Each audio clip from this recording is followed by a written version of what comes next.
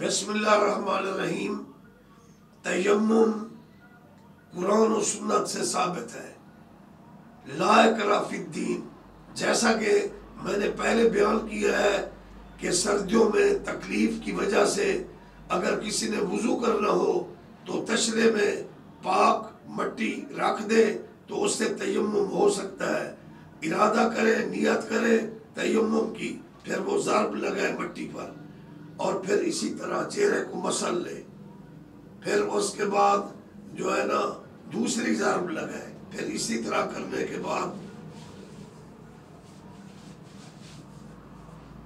یہ تیمم ہو گیا۔ اسی طرح غسل جنابت ہے، مریض ہے، اس نے غسل جنابت کرنا ہے تو وہ طہارت وغیرہ تو کر لے گا نا، استنجا وغیرہ،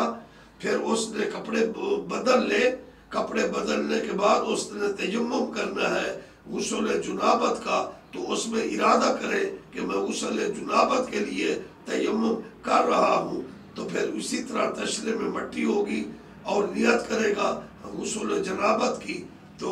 وہ ایک ضرب لگائے گا اور اسی طرح اپنے چہرے پر مسح کرے گا، پھر دوسری ضرب لگائے گا اور پھر اسی طرح اب اس کا غسل یا غسل جنابت بھی ہو گیا۔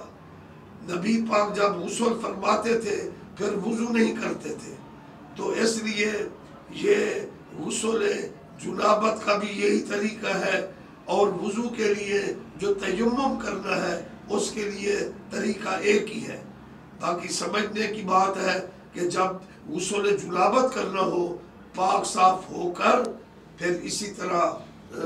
غسل جنابت کریں، مٹی پر ضرب لگائیں، ارادہ پہلے کر لے نیت، مٹی پر ضرب لگائیں، ہاتھ جھاڑ کر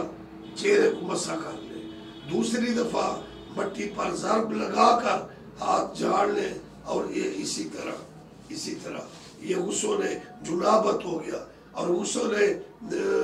یعنی وضو کے لیے جو میں نے تیمم بتایا ہے وہ بھی میں نے بیان کر دیا ہے، اور غسل